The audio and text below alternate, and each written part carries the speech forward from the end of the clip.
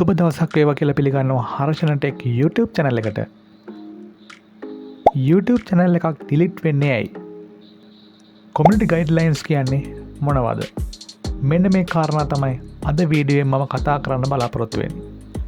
දිගටම රැඳිලා ඉන්න වීඩියෝ අවසන් වෙනතුරු අපිව තවම subscribe කරේ නැත්නම් දැන්ම subscribe කරන්න. ඒ වගේම like එකක් දාගෙන යන්නත් අමතක කරන්න එපා කියලා ඉල්ලනවා. එහෙමනම් අපි යමු වීඩියෝට. YouTube channel හිටි හැටියේ delete වෙන්න හේතුව තමයි community guidelines අනුගමනය නොකිරීම. එතකොට මේ community guidelines කියන්නේ මොනවද? community guidelines කියන්නේ YouTube ආයතනය විසින් ඔවුන්ගේ YouTube platform එකේ වීඩියෝස් ඇතුළත් කිරීමේදී අපි අනුගමනය කළ යුතු නීති රීති පද්ධතියක් හඳුන්වා දී තිබෙනවා. අන්නේ නීති රීති පද්ධතිය තමයි community guidelines කියන්නේ. ඉතින් මේ community guidelines අනුගමනය නොකළාම ඔයාගේ channel එකට ඒක බලපාන්න පුළුවන්. ඒ බලපාන ආකාර කොටස් දෙකකට බෙදන්න පුළුවන්. එකක් තමයි claims, අනිත් එක තමයි strikes. claims ගත්තාම අපේ channel එකට බලපාන්නේ ඉතාමත්ම අඩුවෙන්. එයින් අදහස් කරන්නේ strike තරම් බරපතල නෑ කියන කාරණය. claims ගැන ඉදිරියේදී අපි වීඩියෝකින් කතා කරමු. දැන් අපි කතා කරමු strike කියන්නේ මොකක්ද කියලා. strike කියන්නේ අපේ YouTube ලගේ නීති රීති කඩකිරීමෙන් අපිට strike එකක් ඔවුන් පනවන්න පුළුවන්. කෙටියෙන් කිව්වොත් වර්ජනය කිරීමක්, එහෙමත් නැත්නම් channel එක අත්හිටුවීමක් කිව්වොත් වඩාත් නිවැරදි.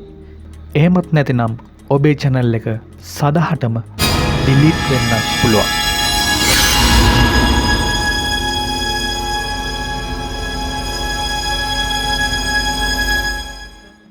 කොහොමද ඒක වෙන්නේ?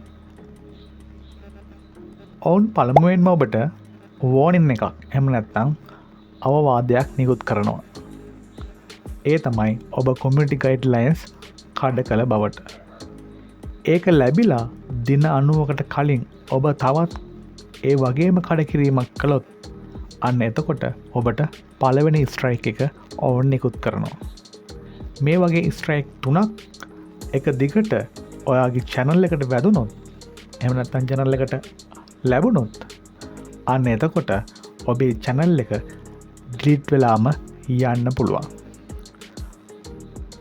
කොහොමද ඒක වෙන්නේ කියලා අපි බලමු උදාහරණයකින්ම. මේ තියෙන්නේ මගේ YouTube channel එකක්.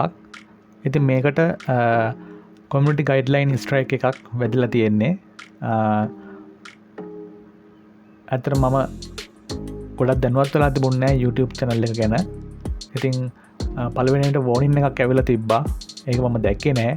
ඊළඟට බලනකොට මට YouTube අප්ලෝඩ් කරන්න බැරි නිසා තමයි මම බැලුවේ මොකද්ද මේ වෙලා තියෙන්නේ කියලා. බලනකොට community guideline strike එකේ පළවෙනි එක වැදලා තියෙනවා. ඉතින් මේකේ warning එකක් එනවා. ඊළඟට පළවෙනි strike එක, ඊළඟ දෙවෙනි strike එක, තුන්වෙනි strike එකෙන් පස්සේ අපිට නොදන්වා ඔවුන් අපේ channel එකම සම්පූර්ණයෙන්ම ඔවුන්ගේ platform එකෙන් අයින් කරලා දානවා. ඉතින් මේ තියෙන පළවෙනි strike එක මේක දින 90ක කාලයක් බලපවත්වනවා. ඉතින් ඒ 90 තුළ තවදුරටත් මම මේ වගේ වැඩක් කරොත්, එහෙම නැත්නම් ගයිඩ්ලයින් එක මිස් කරලා මම වැඩක් කරොත් මේ community guidelines strike එකේ දෙවෙනි එකත් වදිනවා. ඉතින් channel එක ගොඩක් දුරට අනතුරටපත් වීමක් තමයි සිද්ධ වෙන්නේ. ඉතින් පළවෙනි warning එක මට ඇවිල්ලා තියෙනවා ඔක්තෝබර් 16 2025. මේකේ මම කරපු තව වැරද්දක් තමයි මම ඒ content එක delete කරා.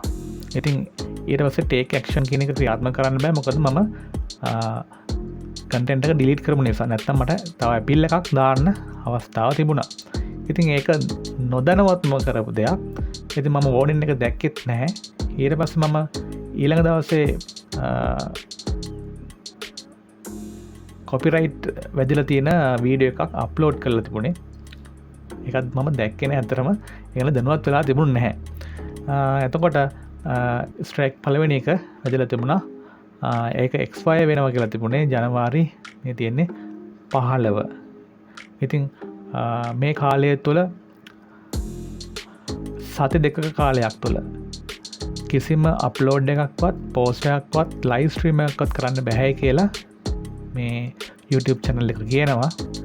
ඉතින් මම ඔයාලට කියන්න උත්සාහ කරේ අපි නොදැනුවත්ව හරි අපේ channel එකක් කරගෙන යනකොට ඉතින් මේ community guidelines ටික හරියට දැනගෙන හිටියොත් අපේ මහන්සිය කාලය අපත යන එක වළක්ව ගන්න පුළුවන්.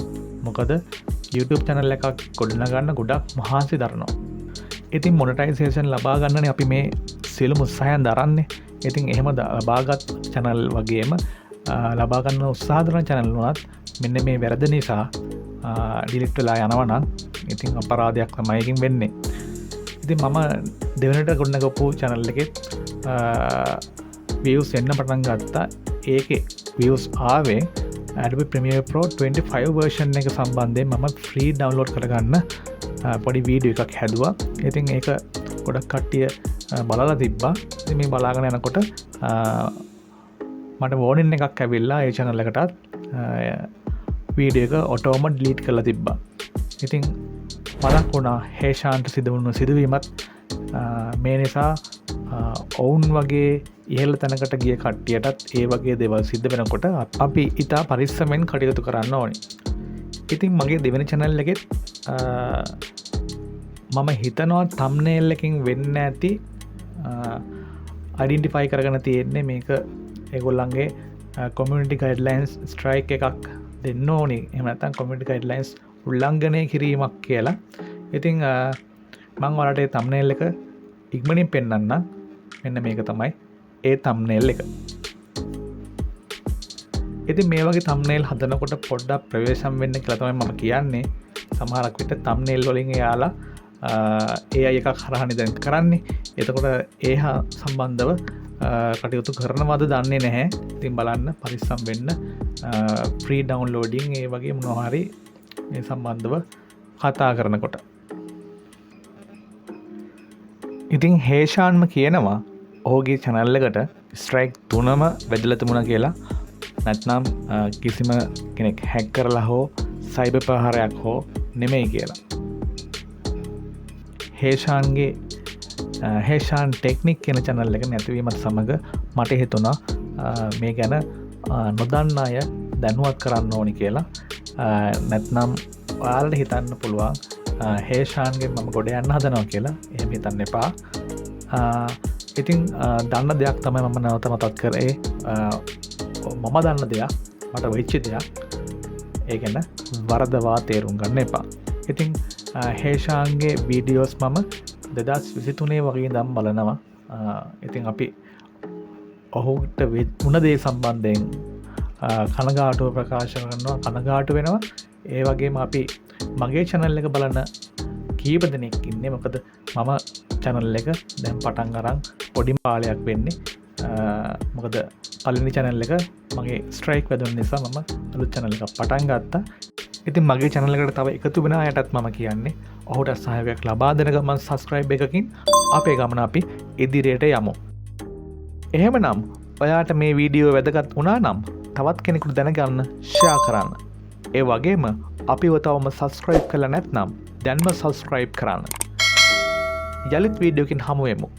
සුබ දවසක්.